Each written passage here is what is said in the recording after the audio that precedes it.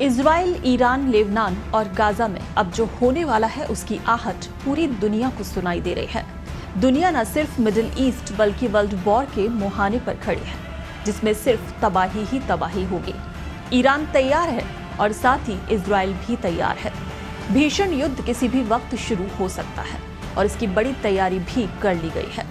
Israel के 5 दुश्मन अपनी पूरी ताकत के साथ इस्माइल हानिया की मौत का बदला लेने के लिए सबसे बड़ा हमला करने वाले हैं।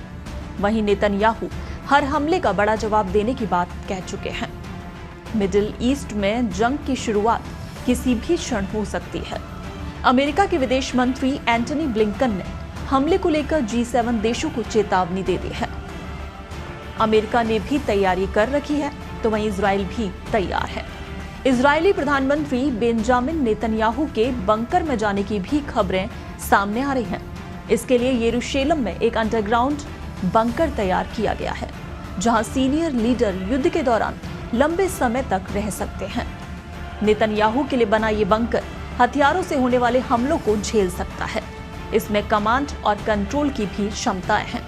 ये तेल अवीव में रक्षा मंत्रालय के मुख्यालय से भी जुड़ा हुआ है और इस बंकर को ईरान और हिजबुल्लाह के हमलों के डर के बीच में तैयार किया गया है। कुछ ही वक्त में युद्ध शुरू हो सकता है। ब्लिंकन ने अमेरिकी सहयोगियों के साथ समन्वय के लिए एक कॉन्फ्रेंस कॉल बुलाई, जिसमें उन्होंने कहा कि अमेरिका का मानना है कि ईरान और हिजबुल्लाह दोनों जवाबी कार्रवाई करेंगे। सूत्रों ने कहा कि अमेरिका को हमलों का सही समय नहीं पता है, लेकिन उन्होंने जोर देकर कहा कि ये अगले 24 से 48 घंटों में शुरू हो सकता है। इधर ब्लिंकन ने G7 देशों से ये भी कहा कि अमेरिका ईरान और हिजबुल्लाह के हमलों को यथासंभव सीमित करने और फिर इजरायली प्रतिक्रिया को नियंत्रित करने की कोशिश करके बढ़ते चक्र को तोड़ने की कोशिश कर रहा है।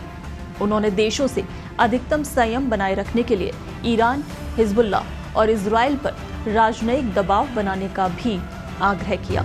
उन्होंने ये भी कहा कि क्षेत्र में अमेरिकी उपस्थिति बढ़ाने का उद्देश्य रक्षात्मक उद्देश्य था।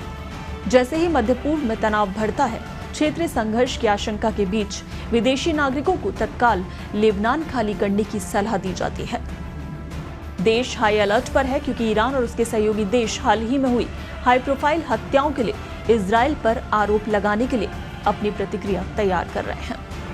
फ्रांसीसी राष्ट्रपति इमैनुअल मैक्रोन और जॉर्डन के राजा अब्दुल्ला द्वितीय ने फ्रांसीसी राष्ट्रपति के अनुसार हर कीमत पर सैन्य टकराव से बचने की आवश्यकता पर जोर देते हुए राजनयिक पूर्ण पैमाने पर तनाव को रोकने के लिए संघर्ष कर रहे हैं। इधर भूमध्य सागर पर अमेरिका की ओर से डिस्ट्रॉयर शिप और फ्रिगेट की तैनाती कर दी गई है। लाल सागर में सुरक्षा के लिहाज से एहतियाती तौर पर अतिरिक्त सैनिक और जेट लगाए गए हैं। अदन की खाड़ी में बैटलशिप लिंकन को तैयार रखा गया है। ऐसे में अगर ईरान समर्थित हूती विद्रोही गुट भी आते हैं तो वो भी मारे जाएंगे।